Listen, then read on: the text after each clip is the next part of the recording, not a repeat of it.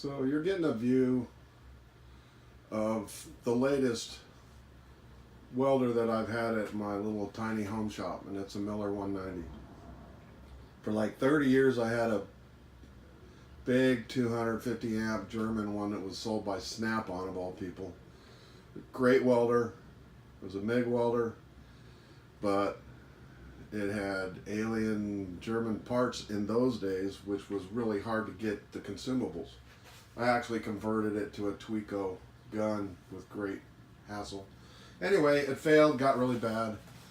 It didn't really need that for the kind of stuff I do at the house, so I bought this little Miller.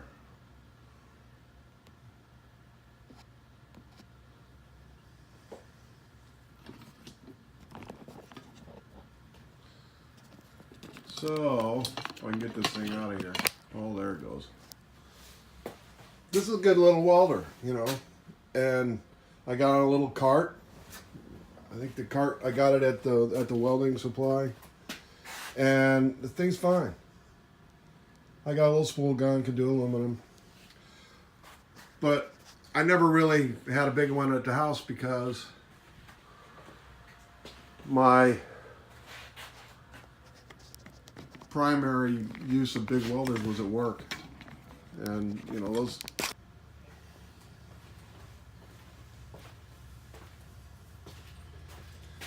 Getting better at just recording myself is going to be hard. Never been happy in front of the camera. But the stuff I'm doing, I'd like to pass it on. If for nothing else, maybe my grandchildren someday will want to get a look at what Papa did. Anyway, let's talk about the little Miller welder, the 190. It's a great welder. For the kind of stuff I do around here, it's always fine.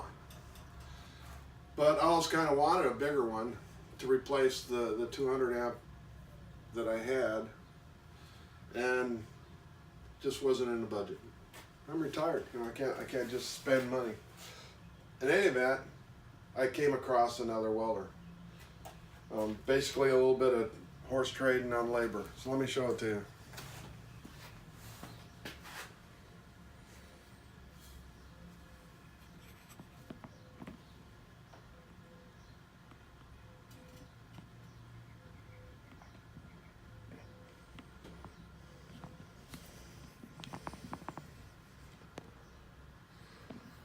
See if I can get this guy pointed at the label. This is a Miller, and it's what's called a DIALARC HF. And to be clear, it's not actually a welder. What you see right there is not a welder. It's a power supply. So you hang a couple of cables on it, it becomes a stick welder. You take those off and hang a TIG torch on it, it becomes a TIG welder. You can actually put a feed reel like a MIG would use and connect it to the trigger circuit and make a MIG welder. Commonly, a lot of these were in industrial and fabrication settings where they were just bolted to a machine supplying power for some appliance. In other words, it's the power supply out of a welder on a massive scale. And this thing will do AC volts and DC volts and reverse polarity, and has a really cool high frequency start feature that's done with contacts as opposed to some electronics. Indeed, there are no electronics in there. It's old school stuff. This one was manufactured in 1982, the first half of the year, based on a serial number. So it's my next project. I'm going to kind of fix it up. Step one will be getting it where I'm comfortable plugging it in and turning it on. And then I'll test it as a stick welder. So it sounds like fun. Talk at you later.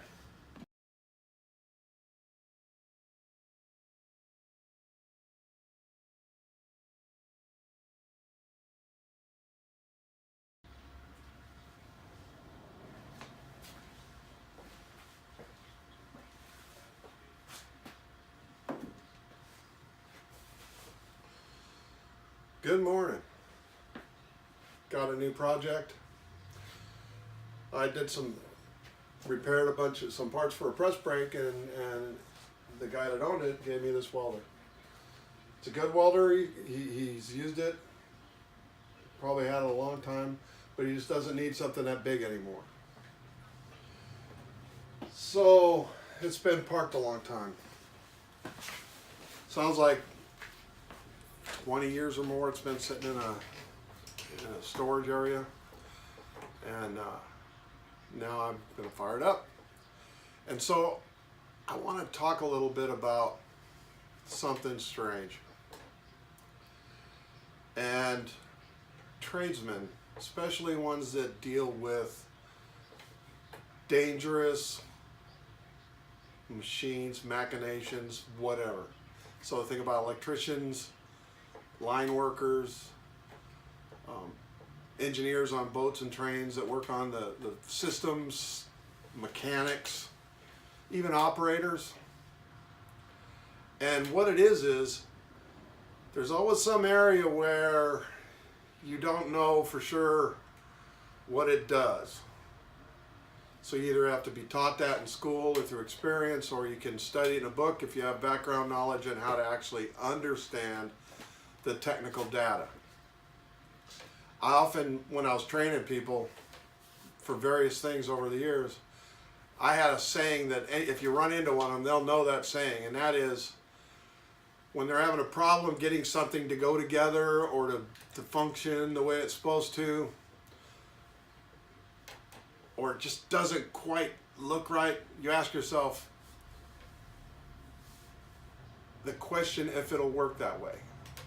And everybody that works on machinery, at the point where they close the door and maybe it doesn't close right, or the color's off, something weird about it, and we think, I wonder if that's going to be okay like that. Is it going to work like that? And the answer is always no. If you don't know for certain that it's going to function the way it's supposed to, whatever it is, at the time you're going to install it, or turn it on, or drive it, if you have any doubts, if you're asking yourself, is that going to work that way? Listen to yourself. And I've spent a lot of time in my life going back over things and finding nothing wrong. But that's why I go back over things and find nothing wrong most of the time. I break shit. Bozo is hiding inside my head somewhere. He comes out once in a while. So anyway, back to this welder. This thing takes a huge amount of power, or is capable of drawing a huge amount of power. And that means inside there are things that I'm not really sure about, because I don't have a manual for this welder, which I have ordered. But old mariners in the sea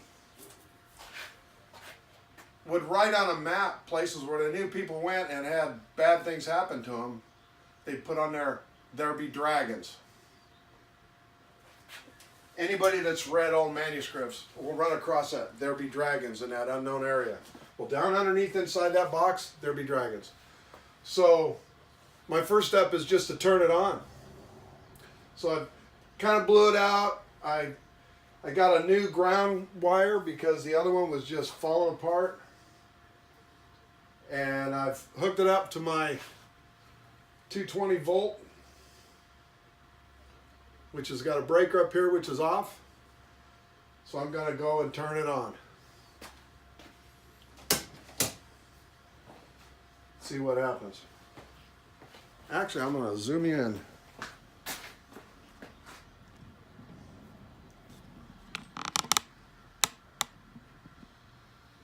Dun dun dun.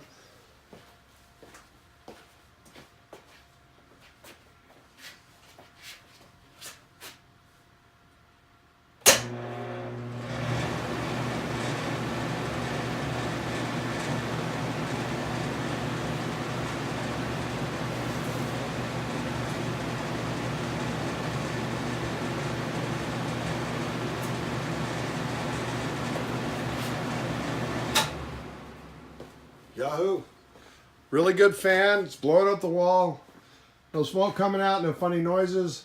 So I'm going to stop it here and I'm going to set up. And the next thing I'm going to do after I check a couple things is I'm going to see if it'll throw a bead with a stick welder. Get back at you later. In his office, Mr. Coe takes out a photo album and shows me pictures of his 5 trips to North Korea. The first as a schoolboy back in the 1980s. Hold on to your butts. We're going to see if this thing works.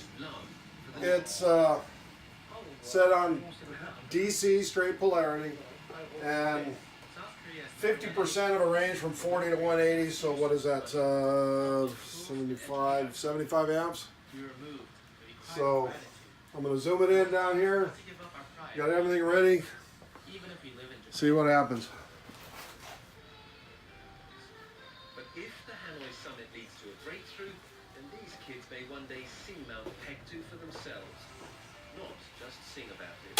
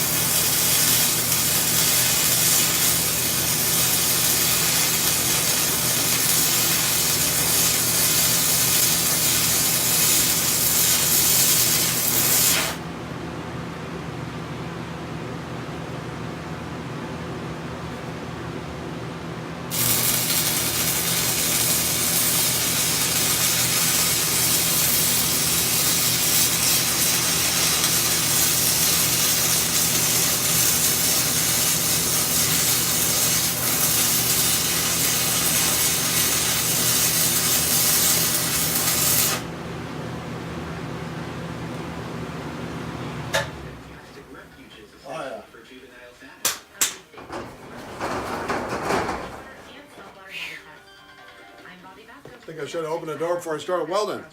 See, I told you Bozo was here somewhere.